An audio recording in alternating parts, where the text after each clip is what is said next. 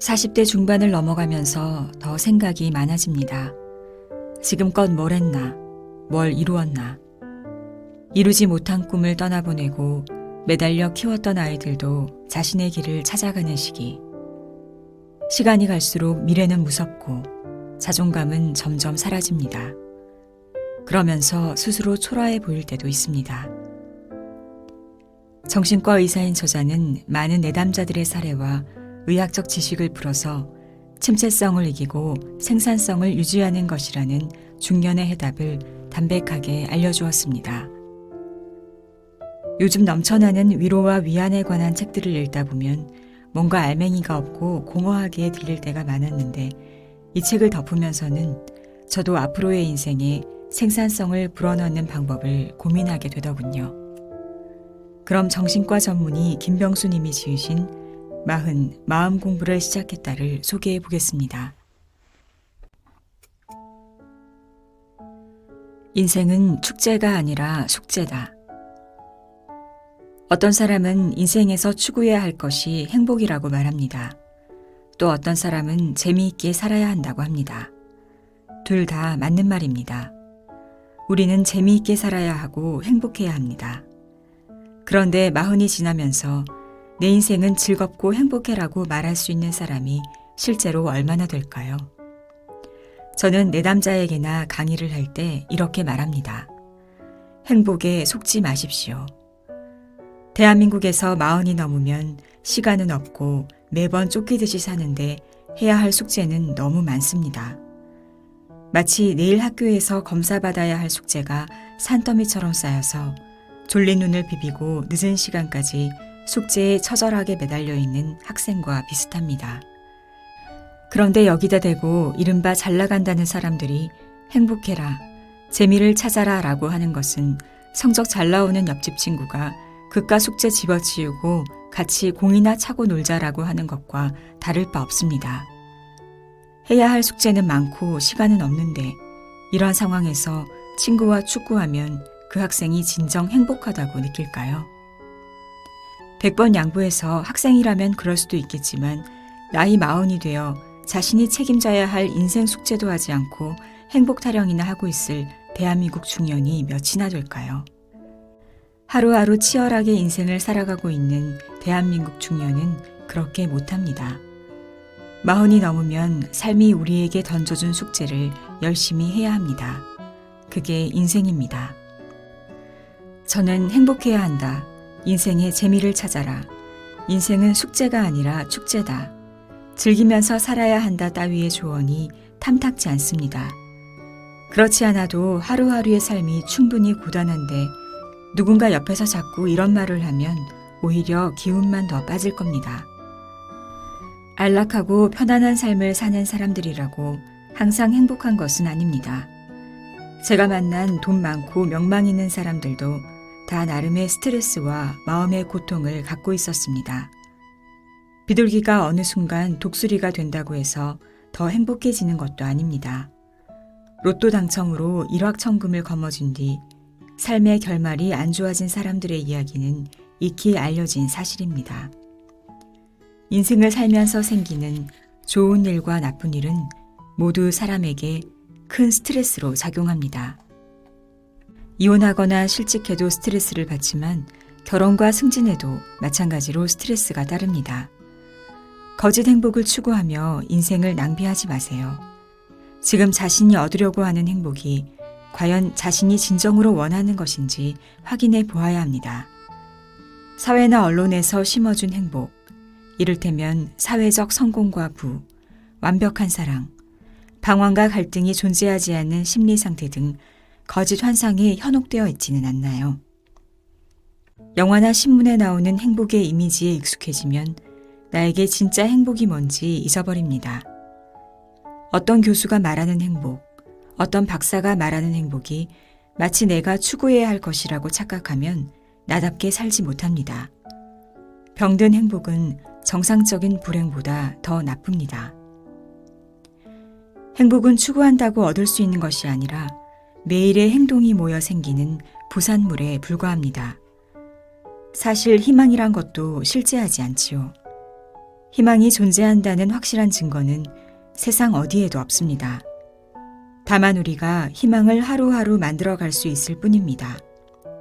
지금 내가 하는 활동이 희망을 만들기도 하고 그렇지 않을 수도 있는 것이죠. 행복은 단순히 쾌락적 정서를 의미하는 것이 아닙니다. 그래서 지금 당장 즐겁다고 해서 행복하다고 할 수는 없습니다. 술을 마시거나 심지어 마약을 해서 기분이 좋아진다고 우리는 그것을 행복이라고 말하지 않습니다. 그렇다면 무엇이 진짜 행복일까요? 우리는 어떨 때 진짜 행복을 느낄 수 있을까요? 인간은 자신이 믿고 있는 인생의 신념이나 가치에 부합하는 행동을 할 때 좋은 기분을 느낍니다. 만족하는 것이지요. 반면에 자신의 행동이 자기가 추구하는 가치와 일치하지 않아 마찰을 일으키면 불쾌함을 느낍니다. 불만족스러워지는 것이지요. 즉 사람은 자신의 고유한 인생의 가치로부터 멀어진다고 느낄 때 고통을 느끼고 하루하루의 삶이 가치에 잘 부합하면 행복하다고 느낍니다. 자신이 인생에서 진정으로 추구해야 할 방향을 잃어버렸거나 길은 알고 있지만 그곳을 향해서 나아갈 수 없다고 느낄 때 불행을 느낍니다. 이런 상태가 계속되면 정신적 문제도 발생합니다. 추구해야 할 방향으로 걸어가고 있는데 누군가가 방해하거나 구덩이에 빠져 더 이상 앞으로 나아갈 수 없게 될 때도 인간은 정신적 고통을 경험하게 됩니다. 누군가 그러더군요. 시험에 대한 불안은 공부를 열심히 함으로써 떨쳐버릴 수 있다고. 불안이나 우울 같은 심리적 고통에서 벗어나고자 할 때 불안해지는 원인만 없애려 하면 더 문제가 생깁니다. 시험 때문에 불안하다고 시험을 보지 않거나 결석을 한다고 해서 행복해지지 않는 것처럼 말이죠. 시험 때문에 불안한 것은 시험을 잘 치르고 싶은 마음이 크기 때문이지 시험 그 자체가 문제라고는 할 수 없습니다. 그런데 당장 불안하고 힘들다고 해서 현실에서 도망가 버리면 자신이 진짜 원하는 것을 얻을 수 없습니다. 이렇게 하면 당장은 편할지 몰라도 끝내는 불행해질 수밖에 없습니다. 조르주 외전 오스만은 나폴레옹 3세의 명을 받들어 1853년부터 1870년까지 파리의 도시개조 프로젝트를 진두지휘한 인물입니다. 그는 수많은 반대를 무릅쓰고 파리 전역에서 낡은 집과 좁은 골목을 새로운 주거지역과 백화점, 반듯하게 정리된 길, 넓은 가로수 길로 바꾸어 놓았습니다. 현재 파리의 커다란 별 모양 광장과 거기서 뻗어나오는 넓은 대로도 그가 만들었지요. 그런데 그는 오염에 대한 강박증을 갖고 있었습니다. 그는 평생을 질병과 오염에 대한 불안으로 고통받고 살아야 했습니다. 이런 그가 자신이 가진 강박증을 없애기 위해 매일 손 씻는 일에만 전념하고 질병에 걸리지 않나 생각만 하고 있었다면 그의 인생이 행복해졌을까요? 아니면 강박증이 아니라 더럽고 정돈되지 않은 파리를 아름답게 꾸미는 일에 헌신했을 때 행복하다고 느낄까요? 어느 쪽이 진짜 인생을 살았다고 말할 수 있을 것 같나요? 강박증이 있다고 해서 실패한 인생이 되는 것은 아닙니다. 이것을 극복하고 인생의 목표를 이루었을 때 더 훌륭한 인생을 살았다고 말할 수 있습니다. 제가 만난 많은 중년 남성이 나는 일을 할 때 가장 행복해 라고 말하더군요. 지금 하고 있는 일에 최선을 다할 때 기분이 좋다는 말이었습니다. 이런 사람들에게는 하루를 유흥으로 즐기거나 골프나 치면서 보내는 것은 별다른 감흥을 주지 못하는 그저 그런 일에 불과합니다. 이런 사람들에게는 이를 통해서 자신만의 인생의 가치를 추구하는 것이 가장 큰 행복감을 가져다 주기 때문입니다. 직장 열심히 다녀서 우리 딸 시집갈 돈이라도 모아두는 것이 제 꿈입니다. 사업이 잘 되면 조그만 장학재단이라도 만들어서 저처럼 돈 없어서 제대로 못 배우는 아이들을 조금이라도 돕고 싶어요. 이런 사람들은 자신이 하루하루 열심히 살아가는 이유에 대해서 이렇게 말합니다. 돈이 좋아서가 아니라 돈을 통해 이루고 싶은 인생의 소명을 가지고 있기 때문에 힘들어도 행복하다고 느낍니다. 이런 사람들에게 놀 줄 모르는 일중독자라며 인생의 맛을 모르고 행복을 느끼지 못한다고 함부로 말할 수 있을까요? 과연 누가 인생을 진정으로 열심히 살아가고 있는 걸까요? 우리는 인생에서 풀어야 할 숙제를 가지고 있기 때문에 숙제를 끝냈을 때 행복도 느낄 수 있는 겁니다. 숙제를 해야만 한다는 족쇄가 있기 때문에 숙제를 끝냈을 때 자유를 느낄 수 있는 거지요. 숙제보다는 하루하루를 축제나 벌이며 살겠다고 하는 것은 진정한 행복을 평범한 쾌락으로 바꾸어 버리는 가장 철없는 행동입니다. 중년의 남자 여자에게 현실을 이렇게 살아라, 저렇게 살아라며 훈수두듯 말은 많이 하지만 정작 당신 인생의 진정한 사명은 무엇이냐, 인생에서 이루고 싶은 가치가 무엇이냐, 이루고 싶은 꿈이 무엇이냐라고 물어보는 경우는 많지 않습니다. 그 나이쯤 되는 사람에게 꿈이 뭐냐라고 묻는 것이 왠지 어색하게 느껴져서일 수도 있습니다. 그런데 막상 이런 질문을 하면 선뜻 대답하기 힘들어하는 사람들을 많이 만납니다. 인생의 사명에 대해서 심각하게 고민해보지 않았다고 말하는 사람도 있습니다. 우리는 인생에서 추구해야 하는 가치와 사명이 무엇인지 분명하게 해두어야 합니다. 자신만의 삶의 이야기에 뿌리를 둔 인생의 사명을 갖고 있어야 합니다. 이것이 없으면 어떻게 살아야 할지, 어디로 나아가야 할지 몰라 방황하게 됩니다. 어디로 갈지 명확하게 정해져 있지 않다면 인생의 위기가 닥치는 순간 주저앉고 맙니다. 가야 할 길을 모르면 걸어가야 할 의욕도 생기지 않습니다. 사는 것 자체가 무의미하다고 느낄 수도 있습니다. 거창한 것을 이루려 하기보다는 작은 것을 놓치지 않으려고 하는 것이 더 중요합니다. 그리고 다른 사람의 인생을 사는 것이 아니라 진짜 내 삶을 제대로 살아야 합니다. 볼테르도 캉디드 혹은 낙관주의에서 우리는 우리의 정원을 가꾸어야 한다고 하지 않았습니까? 영국의 시인 세무엘 존슨 역시 이렇게 말했습니다. 위대한 일들은 힘으로 이루어지는 것이 아니라 인내로 이루어진다. 한꺼번에 모든 것을 이루려 하기보다는 자기 길을 꾸준하게 걸어가는 사람만이 진짜 인생을 살고 있는 겁니다. 인생에서 가장 소중한 것은 인생의 마지막이 되어봐야 알 수 있는 법입니다. 그것을 알기 위해 우리는 매일매일 노력하고 인내하고 애쓰며 살아가는 겁니다. 인생의 가장 중요한 문제는 언제나 인생 전체로만 답할 수 있으니까요.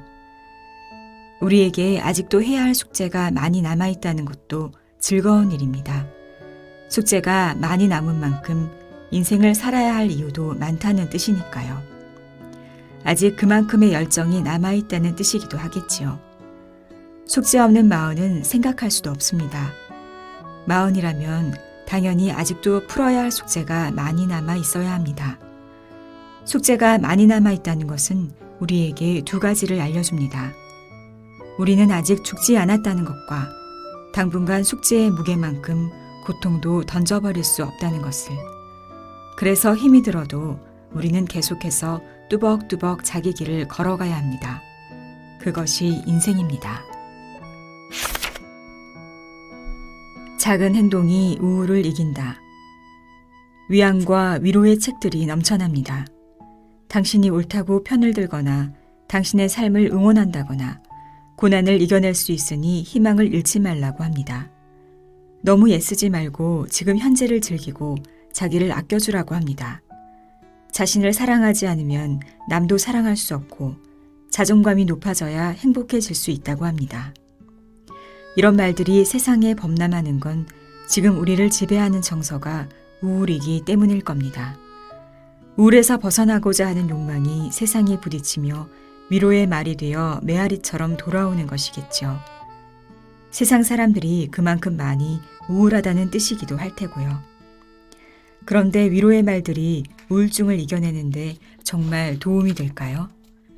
애석하게도 당신의 마음을 안다는 공감과 당신이 옳다는 인정만으로 우울증이 치료될 수는 없습니다.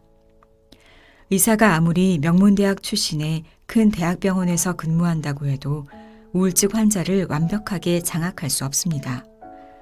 우울증은 환자의 타고난 특성과 성장 배경, 그리고 현재 그를 둘러싼 환경과 문화의 영향을 받습니다. 이 모든 것을 주치의가 다 파악하고 조절한다는 건 불가능합니다. 의사를 믿지 말라는 거냐며 오해하지는 마세요. 그런 뜻이 아닙니다. 우울증의 특성과 의료 체계의 특수성을 감안하면 환자도 우울증 진료 과정에 적극적으로 참여해야 한다는 것을 강조하고 싶은 겁니다. 똑같은 약을 써도 잘 낫는 환자가 있는가 하면 그렇지 않은 환자도 있습니다.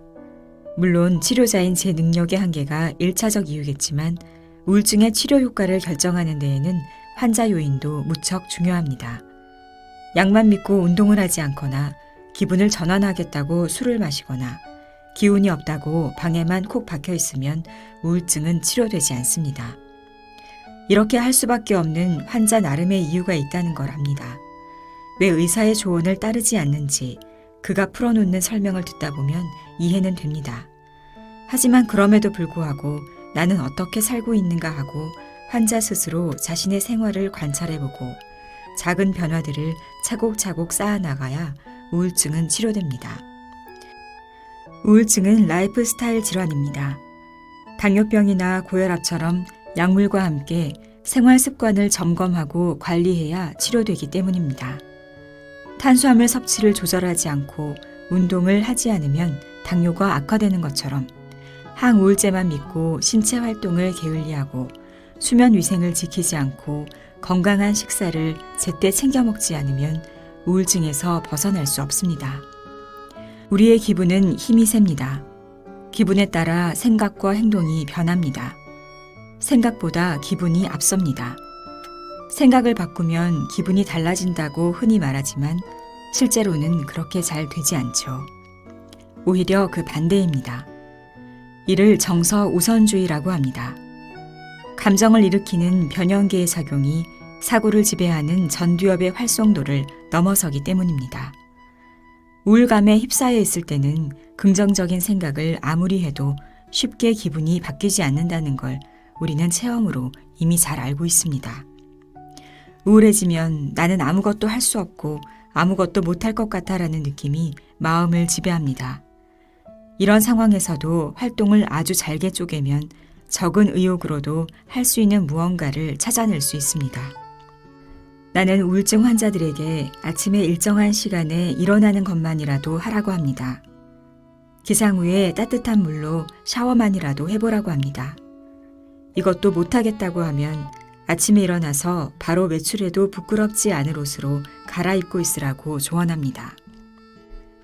굳이 잘 차려입고 있을 필요는 없습니다. 손님이 집에 찾아왔을 때 옷을 갈아입어야 할 정도만 아니면 됩니다. 햇볕 쬐며 걸으면 좋지만 그것도 힘들다고 하면 누워있지 말고 창가에 앉아 햇볕을 쬐라고 합니다. 우울하다는 주부들에게는 외출 약속이 없어도 간단한 기초 화장 정도는 꼭 하라고 합니다. 우울증 치료에 가장 효과적인 활동 하나를 꼽으라면 그것은 운동입니다. 운동을 하면 세로토닌의 합성과 분비가 늘어나는데 특히 대뇌피질과 기억력을 담당하는 해마의 세로토닌 활성도가 증가합니다. 달리기를 한 뒤에 뇌 PET 검사를 해보면 엔돌핀 농도가 대뇌피질과 변형계에서 높아진다는 것을 확인할 수 있습니다. 유산소 운동을 규칙적으로 하면 전두엽의 회질과 뇌량의 백질 부피가 늘어납니다. 몸부터 살살 달래가며 행동을 활성화하는 것이 우울증 치료에서 제일 중요합니다. 움직이다 보면 자기도 모르게 기분이 바뀝니다. 움직이다 보면 정서가 자극을 받아 변하기 시작합니다. 부정적인 생각도 몸으로 털어버려야 합니다. 움직이면 생각이 달라집니다. 기분에 따라 행동을 결정하는 것이 아니라 움직이다 보면 기분이 바뀌고 생각도 바뀝니다. 기분은 생각이나 의지로 바뀌는 것이 아니라 행동으로 바꿀 수 있습니다. 기분은 저절로 좋아지지 않습니다. 생각만 긍정적으로 한다고 행복해질 수 없습니다. 마음을 편히 먹는다고 우울이 사라지지 않습니다. 항우울제가 우울 증상을 없애줄 수는 있어도 회복 탄력성을 키워주지는 않습니다. 삶을 의미 있게 만드는 활동을 추구하면서 늘 활동 상태에 있기 위해 노력하면 스트레스 면역력이 길러집니다. 우울한 기분이 들어도 우울증으로 이어지지 않게 예방할 수 있습니다. 우울증 치료의 핵심은 행동을 활성화하고 삶에 적극적으로 참여해서 몸의 경험을 쌓아나가는 것입니다. 마음은 유쾌한 친구가 아니다. 눈을 감고 5분만 가만히 앉아 있어 보세요. 그 상태에서 마음속에 떠오르는 생각을 관찰해 보세요. 긍정적인 생각이 많은가요? 아니면 부정적인 생각이 더 많나요?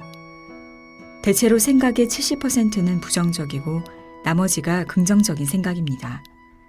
대부분의 평범한 사람들은 자연스럽게 주의, 걱정, 불안과 관련된 생각을 더 많이 합니다.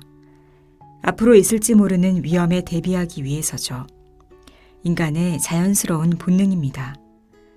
영어 단어 중 마인드라는 것은 마음이나 정신을 뜻하지만 무언가를 꺼려한다는 동사이기도 합니다. 마음은 뭔가 꺼림칙한 것, 피해야 하는 것이 무엇인지 밝혀내는데 더 익숙합니다. 마음은 우리를 기분 좋게 만들어주는 유쾌한 친구가 될 수 없습니다. 마음은 기분을 좋게 하는 방향이 아니라 세상 곳곳에 숨겨진 위험에 대비하도록 진화되었습니다. 위험한 일이 생기지 않을까? 살기 위해서는 어떻게 해야 할까? 이것은 안전한가? 나에게 해로운 것은 아닌가라는 생각이 자연스럽게 떠오릅니다. 과거, 현재, 미래를 끊임없이 분석하고 비교하고 판단하고 평가합니다. 이것이 인간의 본성입니다. 반드시 긍정적일 필요는 없습니다. 긍정적으로 되려고 아무리 애써도 부정적인 생각을 버릴 수 없습니다. 걱정을 날려버리고 불안을 해소하려고 좋은 생각에 매달려 봤지만 아무 소용이 없다는 걸 일상 체험을 통해 누구나 겪어봤을 겁니다. 힘들 때는 울어야 하고 아플 때는 소리쳐야 합니다. 억지로 긍정적인 마음을 가지려고 애쓰는 것보다 우울하면 우울한 대로, 불안하면 불안한 대로 있는 그대로의 마음을 받아들일 수 있어야 합니다. 스트레스는 몸을 써서 푸는 게 최고입니다. 사람들은 누구나 스트레스를 받습니다. 살다 보면 누구나 한두 번쯤 심한 우울을 겪지만 모든 사람이 우울증을 앓지는 않습니다. 스트레스가 우울증으로 이어지는 것은 몸을 쓰지 않기 때문입니다. 마음을 치료하는 정신과 의사라면 자기 내면을 들여다보라고 해야 할 것 같지만 저는 오히려 이런 의견에 반대합니다. 물론 자기 마음을 제대로 보고 성찰하는 것은 중요합니다. 하지만 스트레스가 쌓여서 우울하고 짜증이 나 있을 때 마음속으로만 파고들면 더 불쾌해집니다. 나는 누구인가? 왜 이렇게 스트레스 받는가? 내 문제가 무엇인가라는 고민만 붙들고 있으면 우울은 더 깊어집니다. 스트레스는 부정적인 생각을 부르게 마련이고 부정적인 감정이 마음을 지배하고 있을 때 자기 문제를 파고들면 부정적인 것만 떠오르기 때문입니다. 자신에 대한 성찰은 평온한 상태에서 하는 게 이롭습니다. 그래야 감정에 오염되지 않은 관점으로 자신과 세상을 바라볼 수 있으니까요. 긍정적인 생각, 명상과 기도, 감사를 실천하는 것도 좋지만 스트레스를 풀고 우울증을 날려버리는 데는 운동이 제일 효과적입니다. 가벼운 우울 증상을 앓고 있다면 운동만 꾸준히 해도 치료가 됩니다. 운동은 항우울제를 복용하는 것만큼 효과적입니다. 운동을 꾸준히 해서 심폐활량이 늘어나면 우울증을 예방할 수 있습니다. 일반인을 대상으로 한 연구 초기 단계에서 심폐활량을 측정한 뒤에 12년이 지나서 우울증이 걸린 사람과 그렇지 않은 사례들을 비교했습니다. 심폐활량이 좋은 사람은 그렇지 않은 경우에 비해 우울증이 걸릴 확률이 50% 정도 낮았습니다. 식상한 말이지만 건강한 몸에 건강한 마음이라는 구호가 정확했던 것이죠. 어떤 운동을 얼마만큼 해야 정신건강에 좋을까요? 답은 간단합니다. 어떤 운동이든 꾸준히 하면 됩니다. 다만 중등도 이상의 강도 있는 운동을 꾸준히 해야 정신건강을 증진하는 데 효과가 나타납니다. 중등도의 운동 강도라는 것은 걸으면서 옆 사람과 대화하기 약간 어렵고 숨이 찬 정도입니다. 이 정도의 강도로 하루 30분 이상, 주 3회 이상 하면 됩니다. 주 5회면 더 좋습니다. 운동을 많이 하면 할수록 그것에 비례해서 효과가 더 좋습니다. 하지만 운동을 중단하면 이런 효과들이 사라지므로 운동을 밥 먹는 것처럼 일상생활의 자연스러운 습관으로 자리 잡게 해야 합니다. 평소에 일하면서 몸을 많이 쓰는데 운동을 따로 해야 하나요? 라고 묻습니다. 육체 노동을 하는데 따로 운동할 필요가 있느냐는 것이죠. 운동을 하는 것과 노동으로 몸을 쓰는 것은 다릅니다. 일하면서 몸을 쓰는 것은 기분을 좋게 하거나 의욕을 증진시키는 데 효과가 없습니다. 그러니 따로 시간을 내서 운동해야 합니다. 운동을 하면 자기 조절력도 강해집니다. 오스트레일리아의 한 대학에서 3개월 동안 꾸준히 운동한 사람과 그렇지 않은 사람의 생활 습관이 어떻게 달라졌는지 비교했습니다. 운동을 꾸준히 한 사람들은 그렇지 않은 경우에 비해 돈도 아껴 쓰고 충동 구매도 적게 했으며 술과 담배를 줄이고 감정 조절도 더 잘하게 되었습니다. 일을 미루는 습관도 줄어들고 약속 시간도 잘 지키게 되었다고 합니다. 나쁜 습관을 고치려고 충고하지 않았는데도 이런 행동 변화가 나타났습니다. 규칙적으로 운동만 해도 건강한 생활 습관이 자연적으로 길러졌던 것이지요. 스트레스 받을 때 긍정적인 마음을 가지라고 충고하는데 이는 말처럼 쉽지 않고 효과적이지도 않습니다. 정신건강은 마음만 챙긴다고 얻어지는 것이 아닙니다. 마음보다 몸이 먼저입니다. 외로움에 대한 고찰. 아, 외롭다라고 호소하는 40, 50대가 참 많습니다. 외롭다라고 하면 초라해 보일까봐 속으로만 나 외로워, 어떻게 좀 해줘라는 이는 더 많습니다. 사람이 없어서 외로운 것이냐 하면 꼭 그렇지는 않습니다. 집에는 처자식이 있고 스마트폰에서 전화번호 목록을 끝까지 스크롤하려면 한참 걸리는데도 너무 외로워라고 합니다. 1993년부터 2012년까지 캘리포니아 대학교 의과대학에서 노인의학 전문의인 페리시 노토 박사가 노인의 외로움에 대한 연구를 진행한 적이 있습니다. 이 연구 결과에 따르면 기혼자 중 외롭다고 느끼는 비율이 62.5%에 이른다고 합니다. 배우자가 있는데도 혼자라고 느끼는 사람이 태반이 넘는다는 겁니다. 오히려 파트너 없이 혼자 사는 사람 중에서 외롭다고 생각하는 경우는 26.7%에 불과했습니다. 이 수치를 보면 옆에 사람이 있다고 외로움에서 벗어나는 것도 아니고 혼자 산다고 무조건 외로운 것도 아니라는 걸 알 수 있습니다. 나란히 소파에 앉아 있어도 남편은 텔레비전만 멀뚱히 바라보고 아내는 스마트폰만 뚫어지게 보고 있으면 같이 살아도 외로울 수밖에 없겠죠. 이런 걸 두고 고요한 존재의 외로움이라고 합니다. 친구가 아무리 많으면 뭐합니까? 만나기만 하면 자기 자랑만 늘어놓는 친구라면 왜 저런 소리를 듣고 있어야 하는지 짜증만 날 뿐인데요. 나는 왜 이렇게 초라하게 사나 하는 자괴감의 유발자에 불과하죠. 비즈니스로 만난 사람들은 두말할 나위도 없습니다. 솔직해질 수 없는 관계로 외로움이 달래질 수 없습니다. 유명인사 주변에는 사람들이 넘쳐나지만 그들 중 진실한 관계를 맺기는 훨씬 어렵죠. 중년이 되어 힘 좀 쓰는 위치에 오르면 오를수록 더 심한 고독에 빠져들 수밖에 없습니다. 만성적인 외로움은 흡연만큼 해롭습니다. 여러 연구 결과를 종합해보면 만성적인 외로움은 심혈관 질환 발병률을 높입니다. 조기 사망 위험인자입니다. 외로움을 느끼는 사람은 그렇지 않은 이보다 빨리 죽을 확률이 14%나 높다고 알려져 있습니다. 외로워지면 면역력도 떨어지고 스트레스 호르몬이 과다 분출되며 자율신경계의 균형이 무너집니다. 혈관도 딱딱해지고 신체에서 염증 반응이 일어나서 질병도 잘 걸리고 통증도 더 많이 느낍니다. 뇌기능이 저하되어 치매 발생 위험도 높아집니다. 나는 혼자다라며 소외감을 느끼면 배측전 대상피질 영역이 활성화되면서 암 환자처럼 통증을 느끼게 됩니다. 외로우면 옆구리가 시리다는 말, 괜한 소리가 아닙니다. 외로운 사람이 자꾸 아프다고 하는 건 관심 끌려고 그러는 게 아닙니다. 생물학적으로 진짜 통증을 느끼는 겁니다. 외로울 때 춥다고 하는 것도 그냥 하는 말이 아닙니다. 외로움은 체온 감각을 변화시킵니다. 고독감을 느낄수록 주변의 온도가 더 낮게 지각되도록 뇌가 변합니다. 추우니까 사람들 곁으로 다가가게 만들기 위한 진화 생물학적 장치가 우리 뇌에 장착되어 있는 것이죠.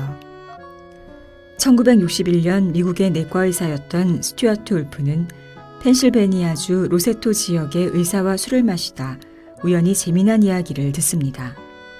그 지역에 사는 이탈리아계 미국인들은 다른 지역 주민보다 심장병에 잘 안 걸린다는 것이었습니다.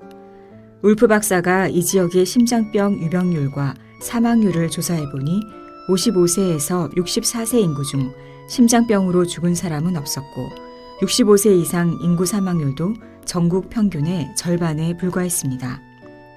더 놀라운 건 로세토 주민들은 소시지나 미트볼을 즐겨 먹고 술과 담배도 엄청나게 해댄다는 것이었습니다. 그런데도 심장병에 잘 안 걸렸습니다. 도대체 어디서 이런 효과가 나타나나 조사해봤더니 이 지역 특유의 서로 존중하고 협동하는 공동체 문화 때문인 것으로 밝혀졌습니다.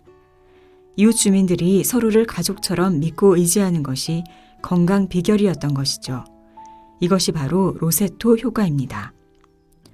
사람이 실제로 옆에 있느냐 없느냐 하는 것보다는 주관적으로 느끼는 외로움이 더 중요합니다. 외로움이 건강에 끼치는 영향을 조사해보면 친구의 숫자나 대인관계의 폭보다는 스스로 외로운 사람이라고 인식하는지가 우울증과 연관되어 있는 것으로 나타납니다. 20대까지는 친구의 숫자가 중요합니다. 이 시기에는 인간관계를 넓혀야 합니다. 사람들을 만나면서 사회성을 키워야 합니다. 청년기에 맺어둔 인간관계의 질이 중년 이후의 행복에 영향을 끼칩니다. 그런데 마흔이 되면 감정을 공유하고 서로 신뢰할 수 있는 사람이 단 한 명이라도 있느냐 하는 것이 더 중요합니다. 중년에 맺은 인간관계의 질이 노년의 건강과 행복을 결정합니다. 외로움을 느낄 때 자신이 어떻게 행동하는지 관찰해 보면 좋습니다. 외롭다고 이 사람 저 사람 무턱대고 만나고 의미 없는 모임인데도 소외될까 두려워 아까운 시간을 낭비하고 있지는 않은지, 술로 스스로를 위로하려 들지는 않는지, 고독이 두려워 보지도 않은 텔레비전을 계속 켜놓고 있지는 않은지, 빈말로 가득한 단톡방을 들락거리느라 다양한 경험을 외면하고 있지는 않은지. 외로움을 해소하는 좋은 방법 중 하나는 타인을 돕는 것입니다. 나 아닌 다른 사람을 향한 따뜻한 눈빛, 따뜻한 말 한마디가 체온을 올립니다. 감정의 온도를 높여 외로움을 없애줍니다. 봉사활동에 참여해보세요. 후배를 진심으로 사랑하고 키워주세요. 이웃을 가족처럼 여기고 사세요. 다 좋습니다. 무엇보다 가까이에 있는 가족과 추억을 만들어가야 합니다. 거창한 활동이 필요한 게 아닙니다. 일주일에 한 번은 배우자와 단둘이 데이트 시간을 가지세요. 외식도 하고 공연도 같이 보세요. 일요일에 교회에 가는 것처럼, 때가 되면 제사가 돌아오는 것처럼 일상의 의식을 만드세요. 수요일은 외식의 날, 금요일은 영화 보는 날처럼 말이죠. 퇴근 후에 가족과 함께 집 주변을 산책해 보세요. 결혼 사진을 꺼내놓고 두런두런 대화해도 좋고요. 그래도 외로움이 떨쳐지지 않는다고요? 당연합니다. 근원적인 외로움을 완전히 없앨 수는 없어요. 외로움이라는 감정이 고통을 주기 때문에 인간은 무리를 지어 생활해 왔습니다. 그래서 인류가 진화했고요. 살아있는 한 외로움이라는 감정은 절대 사라지지 않습니다. 혼자라고 모두 외로움을 느끼는 건 아닙니다. 혼자를 즐길 줄 알면 외로움의 고통은 따라붙지 않습니다. 건강에 아무런 해도 주지 않습니다. 혼자만의 취미, 혼자만의 여행, 혼자 밥 먹고 영화 보는 것도 내 마음이 편하다면 문제될 것 없습니다. 외로움을 아름다운 고독으로 승화시키는 것이 최고의 명약입니다. 사람은 모두 외롭습니다. 마흔이 지나면 더 외롭습니다. 지금 외롭지 않아도 언젠가 외로워집니다. 나는 외롭지 않다고 외치는 이는 거짓말쟁이입니다. 태어나서 죽을 때까지 인간은 철저하게 고독한 존재입니다. 가족과 친구가 곁에 있어도 심리적 간극이 있습니다. 아무리 사랑하는 사이라도 사람은 서로에게 영원한 이방인입니다. 어떤 관계도 외로움을 완전히 달래주지는 못합니다. 인정하고 받아들여야 합니다. 나만 춥고 외롭다는 생각에 빠져들면 안 됩니다. 외로움과 친구가 되어야 합니다. 식어버린 열정으로 배우자와 산다는 것. 중년 남성 정식 씨는 우울증을 앓았던 적이 있는데 최근에 재발했습니다. 아내가 나를 제대로 돌봐주지 않습니다. 아내는 자기밖에 몰라요. 저는 외롭습니다. 그는 아내의 행동이 우울증이 재발한 원인이라고 했습니다. 그는 아내를 행복하게 해주고 아이들에게 좋은 교육을 시켜야겠다는 일념으로 밤낮 없이 일했습니다. 바쁠 때는 한 달에 2-3번밖에 집에 가지 못하고 공장에서 먹고 자며 일했습니다. 젊었을 때 고생은 말로 다 표현할 수 없을 정도였다고 했습니다.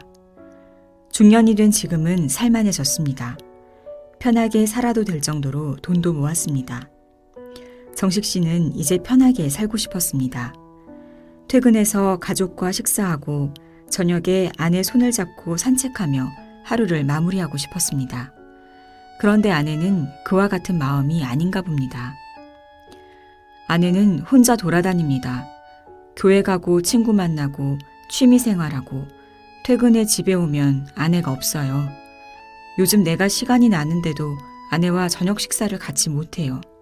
지금껏 일하느라 바빠서 혼자 저녁 먹고 집에도 못 들어왔는데 이제는 여유가 생겼으니 가족과 함께 저녁 시간을 보내고 싶어요. 하지만 아내는 자기만 즐겁게 살겠다고 밖으로 도네요. 그런데 정식 씨의 아내는 다르게 이야기합니다. 남편은 사업밖에 몰라요. 젊었을 때 일주일에 하루 집에 왔어요. 그래도 불평하지 않았어요. 열심히 일하는 남편에게 부담을 주고 싶지 않아서요.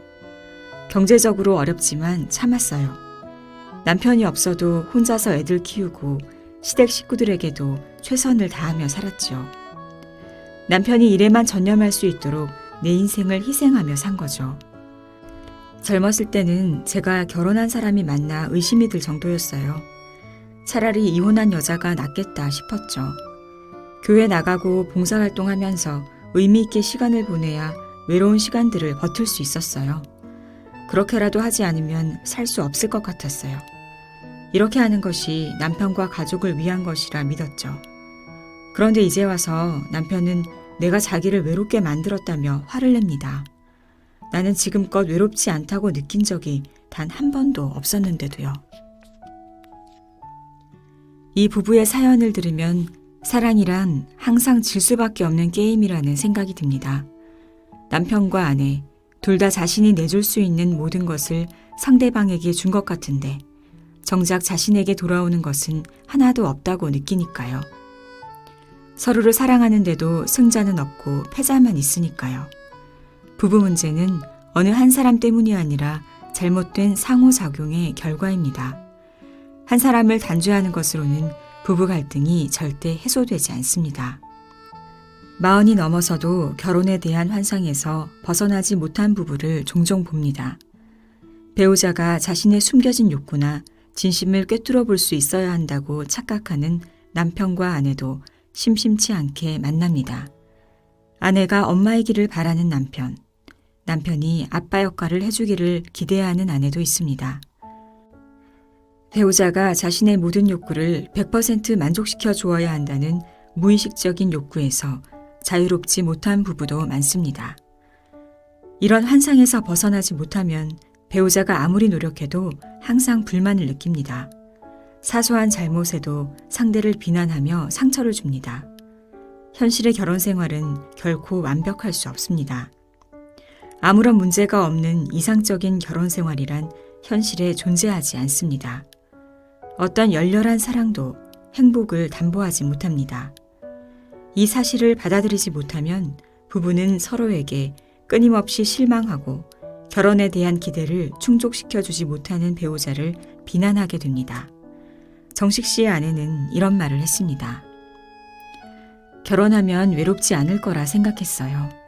하지만 결혼해서 살아보니 더 외로워졌어요. 나처럼 결혼 생활을 오래 한 부부라면 다 그렇게 이야기할 거예요.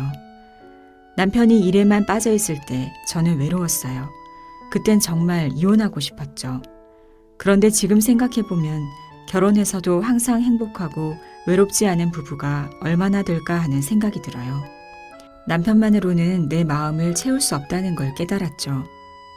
그래서 혼자 교회 다니고 운동하고 사람들 만나면서 스스로 위로하는 법을 찾은 거예요. 결혼이 외로움과 불행으로부터 자신을 지켜줄 것이라고 기대해서는 안 됩니다. 사랑과 결혼을 통해서 외로움에서 벗어나려 하지만 사랑하는 사람과 함께 살아도 외로운 건 매한가지입니다. 사랑이 클수록 외로움도 커집니다. 사랑이 커질수록 결국은 서로가 완전히 다른 존재라는 것을, 결코 하나가 될 수 없다는 것을 깨닫기 때문입니다. 지금 부부 생활이 행복하니까 나는 괜찮아라고 안심할 게 못 됩니다. 결혼은 너무나 깨지기 쉬운 제도입니다. 사랑은 오해입니다. 뜨거운 사랑일수록 오해도 깊습니다. 결혼은 오해에서 비롯된 사랑으로 이루어집니다. 서글프게 들려도 어쩔 수 없습니다. 이게 현실이니까요. 부부 사이는 시간이 흐를수록 조금씩 멀어져야 정상입니다. 오히려 나는 이렇게 남편을 사랑하는데 남편은 그렇지 않은 것 같아요 라며 변치 않는 사랑에 대한 믿음이 확고할수록 역설적이게도 결혼 생활은 더 고달파집니다. 시간이 지나도 한결같은 사랑은 존재하지 않는데도 사랑이 변해가는 것을 받아들이지 못하니까 괴로워지는 겁니다. 주말에 부부가 서로 아무 말도 하지 않고 나란히 소파에 앉아 텔레비전만 멀뚱멀뚱 보고 있다면 아주 잘 살고 있는 겁니다. 심심한 관계가 별탈 없이 오래가는 법이니까요. 많은 부부를 만나면서 제가 내린 결론은 세상에 100쌍의 부부가 있다면 서로 다른 100가지 형태의 결혼 생활 방식이 존재한다는 것입니다. 우리 부부는 다른 부부에 비해 잘 살고 있나 하는 비교도 아무 의미가 없습니다. 결혼한 부부들의 실상을 속속들이 들여다보면 누가 누구보다 멋진 결혼 생활을 하고 있다고 말할 수 없습니다. 행복과 불행을 합쳐보면 세상의 모든 결혼 생활은 공평합니다. 너무 맥 빠지는 이야기만 하고 있다고요? 그렇게 들을 수도 있겠지만 이런 말을 하는 이유는 단 한 가지입니다. 혹시 지금 부부 사이가 좋지 않고 갈등이 있다면 배우자를 탓하기 전에 사랑과 결혼에 대해 내가 가진 기대와 믿음은 무엇인가라고 자문해 봐야 한다는 것입니다. 자신도 모르게 아내라면 당연히 이 정도는 해줘야 하는 것 아니야? 부부라면 그 정도는 당연히 참아야 하는 것 아니야? 라는 믿음이 부부관계를 나쁘게 만든다는 것을 강조하고 싶어서입니다. 갈등은 푸는 것이 아니라 품고 가는 것. 어떻게 보면 무척 수동적이라고 생각할 수도 있지만 갈등은 있는 그대로 내버려 두는 것이 가장 좋은 대처법 중 하나라고 믿습니다. 갈등을 해소하기 위해 적극적으로 노력하는 것이 중요하긴 한데 현실에서는 별다른 효과를 보지 못하는 경우가 많습니다. 부부 문제, 직장 상사와의 갈등, 연인과의 불화로 고통받는 이들을 상담하면서 갈등이란 푸는 것이 아니라 품고 가는 것이라는 생각을 하게 되었습니다. 불안과 우울에 시달릴 정도의 갈등이라면 대체로 쉽게 해결책을 찾을 수 없거나 답을 알아도 실천할 수 없는 경우가 대부분입니다. 풀릴 수 없다는 것을 받아들이지 못하고 그릇된 방법으로 풀려다가 더 꼬이기도 합니다. 이럴 때 시간의 흐름에 맡기고 자연스럽게 바로잡아지기를 기다리는 게 낫습니다. 우리는 살면서 끊임없이 모험과 규율, 악덕과 미덕, 자유와 안정 사이에서 갈등합니다. 이런 대립과 갈등은 삶을 구성하는 대극이고 영원히 해소되지 않죠. 우리는 이러한 갈등과 대립을 지각하고 모두 포용하는 쪽으로 살아야 합니다. 옳은 말로 타인을 변화시키려고 밀어붙이지 마세요. 언어와 논리로 타인을 장악하려는 욕심은 버리는 게 좋습니다. 설득하려고 목소리를 높일수록 내 생각은 타인의 마음에서 튕겨나가니까요. 내가 옳다는 믿음으로 상대를 변화시키려고 하면 타인은 자신의 신념을 지키려고 방어 편향을 더욱 강화합니다. 자기 신념에 동조하는 정보는 받아들이고 그렇지 않은 건 무시해버리는 것입니다. 중년의 심리적 발달 과제는 침체성을 이기고 생산성을 유지하는 것에 있습니다. 생산성은 자신의 사상과 가치, 존재의 의미를 다음 세대에게 물려준다는 개념입니다. 가족과 직장, 그리고 사회에서 책임을 가진 개인으로서 의미 있는 자취를 남기는 과제를 수행해야 하는 것이죠. 이런 사람은 죽음에 대한 공포에서도 자유롭습니다. 다음 세대를 위해 가치 있는 것을 남겨주었다는 인식을 갖기 때문에 죽음의 불안도 쉽게 잠재웁니다. 생산성의 심리적 과제를 해결하지 못하면 침체성에 머물게 됩니다. 자기 삶에는 더 이상 희망이 없다는 느낌이 찾아와 생의 의욕마저 잃게 됩니다. 스스로 아무리 훌륭한 삶을 살았다고 세상을 향해 소리쳐도 그것을 증명해 줄 사람이 없다면 무의미합니다. 그래서 나이 들수록 당신의 삶은 가치 있다, 당신은 괜찮은 사람이다라는 말을 듣고 싶은 욕심이 커집니다. 다른 사람이 조금만 자신을 무시하거나 없는 사람 취급하면 더 쉽게 상처받습니다. 나이 들수록 잘 삐진다고 하는 것도 이런 이유 때문입니다. 그런데 타인의 기억 속에 남고 싶으면 더 많이 열려 있어야 합니다. 관대한 사람일수록 다른 사람의 마음에 더 쉽게 각인됩니다. 내가 죽으면 다른 사람의 기억 속 내 인생만 남습니다. 젊었을 때는 성공하고 높이 오르기 위해서 다른 사람과 끊임없이 다투고 경쟁했다 하더라도 40이 넘으면 달라져야 합니다. 40이 넘어서도 여전히 다른 사람을 쓰러뜨리고 자신만 서려고 하거나 무능하고 뒤처진 사람들을 함부로 무시하거나 경쟁에서 이기기 위해 다른 사람을 모함하고 권모술수를 일삼고 있다면 그 사람은 죽고 난 뒤 다른 사람의 기억 속에 싸움꾼, 남봉꾼, 무례한으로 영원히 남게 됩니다.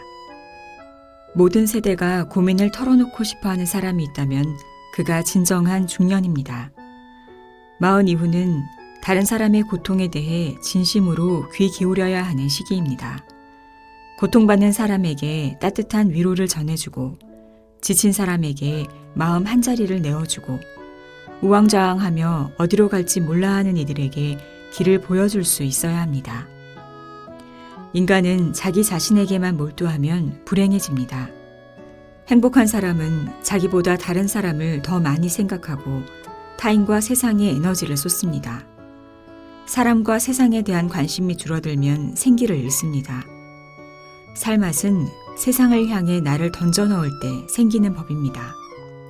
40이 넘어 나는 누구인가에 대한 고민도 필요하지만 나를 둘러싼 사람들에게도 더 많은 에너지를 쏟아야 합니다. 인간은 자신을 벗어난 무언가에 헌신할 때 비로소 진정한 자기를 깨닫는 존재입니다.